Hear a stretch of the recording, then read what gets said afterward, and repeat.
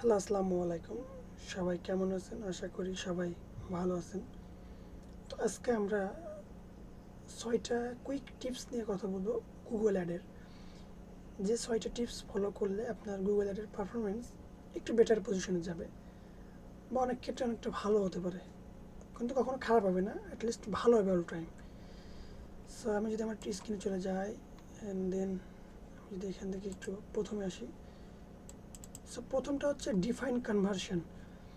তো আপনার একটা ক্যাম্পেইন রান করার পূর্বে অবশ্যই আপনার কনভার্সনটা ডিফাইন করতে হবে। কনভার্সন সেট আপ ছাড়া যদি আপনি ক্যাম্পেইন রান করেন, এটা খুব একটা বড় মিস্টেক।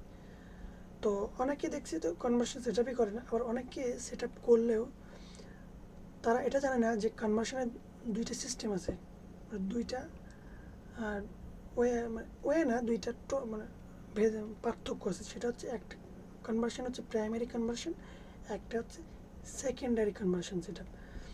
সো প্রাইমারিটা সেট আপ করাই মূলত আপনার বিডিং, আপনার বিড অ্যাডজাস্টমেন্ট বা আপনার পারফরমেন্স অ্যাডজাস্টমেন্ট, ঠিক আছে, বিডিং অপটিমাইজেশনের ক্ষেত্রে। বাট সেকেন্ডারিটা শুধুমাত্র আপনার একটা ডেটা পাওয়ার জন্য এবং পরবর্তীতে রিমার্কেটিংয়ের সুবিধায়। তো আমি যদি আমার একটু চলে যাই, আমার ক্যাম্পেইনে আমি চলে যাচ্ছি, আমি দেখাচ্ছি। সো এখান থেকে কনভার্সনে চলে যাই। আমার একটা কনভার্সন সেট আপ করা আছে, আমি সেখান থেকে একটা ওপেন করব। এডিট সেটিং করে আমি যদি এখানে ক্লিক করি, এই যে দেখেন, আমরা যখন কনভার্সন সেট আপ করি তো বাই ডিফল্ট প্রাইমারি হিসেবে এটা হয়ে যায়। By default primary option used for bidding optimisation, এটা অটোমেটিক হয়। তো আমি একটু বলি, দেখা গেলো আপনার একটা ই কমার্স সাইট আছে, তো অবশ্যই আপনার তো পারচেসটাই হবে আপনার মেইন গোল, তাই না? তো যখন পারচেস কনভার্সনটা আপনি সেট আপ করবেন গুগল এর জন্য, ওটাকে প্রাইমারি হিসেবে অবশ্যই দিবেন, কারণ ওটার উপরেই আপনার পারফরমেন্স, আপনার বিটিংটা অপটিমাইজেশন হবে।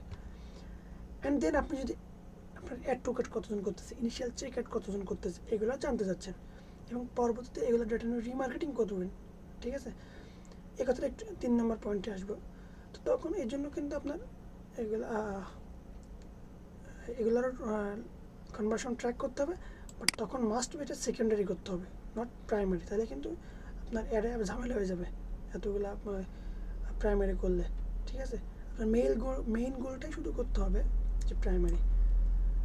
ওকে, সো এটা গেল ফার্স্ট ওয়ান। সেকেন্ড ওয়ান হচ্ছে focus on structure of account and campaigns.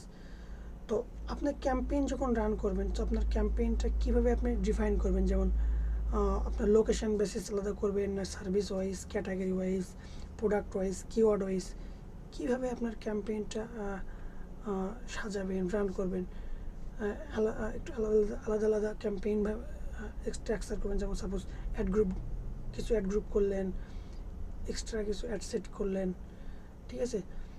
অনেকে কী করে যে না জেনে বুঝে ধুমধাম করে 4-5টা অ্যাড গ্রুপ করে ফেলে, ক্যাম্পেইন 3-4টা করে, তার কিওয়ার্ড হয়ে গেছে একটা 20-30টা, 100টা কিওয়ার্ড হয়ে গেছে, এতগুলো কিওয়ার্ড ইউজ করবে না, সে 50টা-30টা ভাগ ভাগ করে 3টে অ্যাড গ্রুপ করতেছে, বাট সেখানে কোনো স্ট্রাকচার বা কোনো প্ল্যান ওয়াইজ করতেছে না।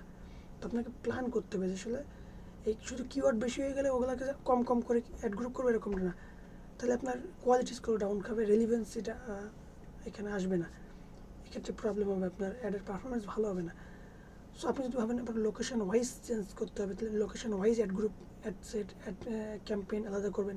যদি আপনার সার্ভিস ক্যাটাগরি আলাদা আলাদা থাকে এবং প্রত্যেকটা ক্যাটাগরির জন্য অ্যাড রান করতে হচ্ছেন, তাহলে সেগুলোকে আপনি ডিফাইন করতে পারেন, একটা স্ট্রাকচার গঠন করতে পারেন, ঠিক আছে? কিছু add group, multiple ad set create করে দেন আপনার কিওয়ার্ড যদি এরকম থাকে, ডিফারেন্ট কিওয়ার্ড, সো আপনি একটা টিম অফ বা একটা গ্রুপ অফ কিওয়ার্ড নিয়ে আপনি অ্যাড গ্রুপ করতে পারেন। সো দ্যাটস ইট।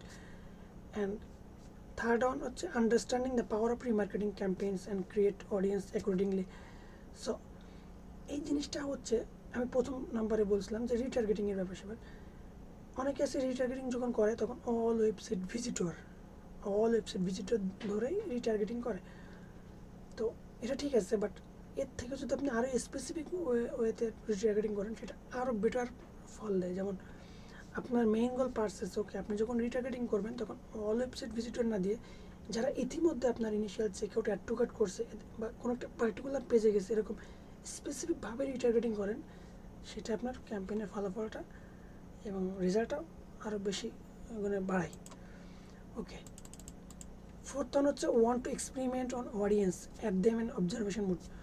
তো আপনি যদি না জানেন যে আপনি আপনার কোন অডিয়েন্স ব্যবহার করা উচিত, কোনটা উচিত না, আসলে এই অডিয়েন্সটা আপনার জন্য বেনিফিট না, আপনি না জেনে থাকেন, তাহলে আপনি এটা অবজারভেশন মোডে রাখবেন।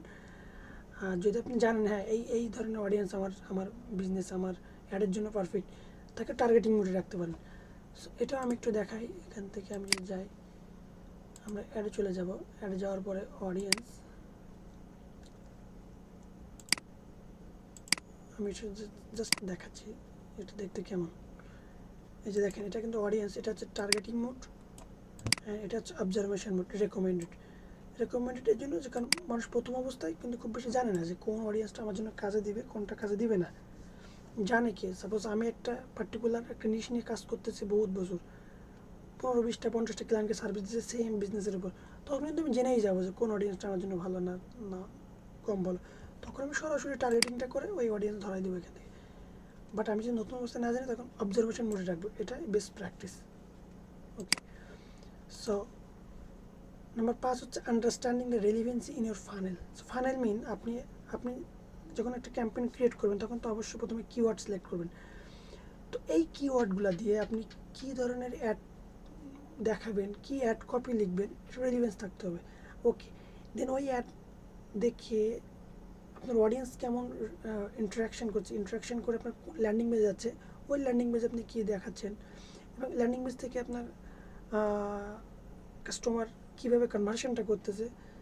এখানে একটা প্রসেস, যে পুরো একটা জার্নি, পুরো একটা ফানেলের জন্য কোনো ল্যাক না থাকে, কোনো ফল্ট না থাকে, এটা দেখতে হবে, ঠিক আছে, বুঝতে হবে আপনাকে।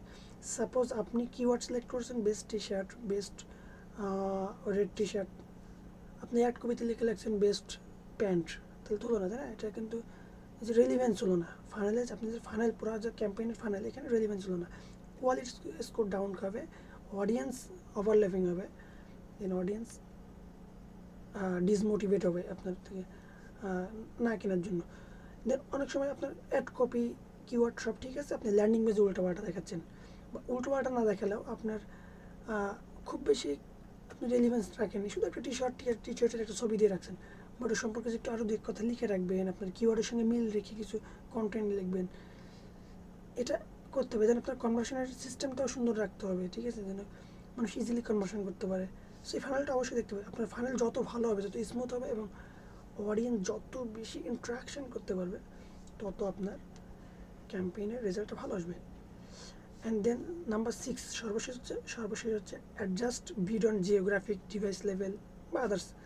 এই জিনিসটা হচ্ছে, এটা কিন্তু শুধু সরাসরি বিডিং না, এটা আরেকটা একটু বেটার মানে ইন ডেপথ অপটিমাইজেশন। সাপোজ আপনি একটা অ্যাড রান করছেন ঢাকা, চিটাগাং, খুলনা, সিলেট, এরকম কিছু লোকেশন টার্গেট করে, তো আপনার সব জায়গায় সমান খরচ হচ্ছে, আপনি অ্যাড গ্রুপের ডিফারেন্ট করছেন।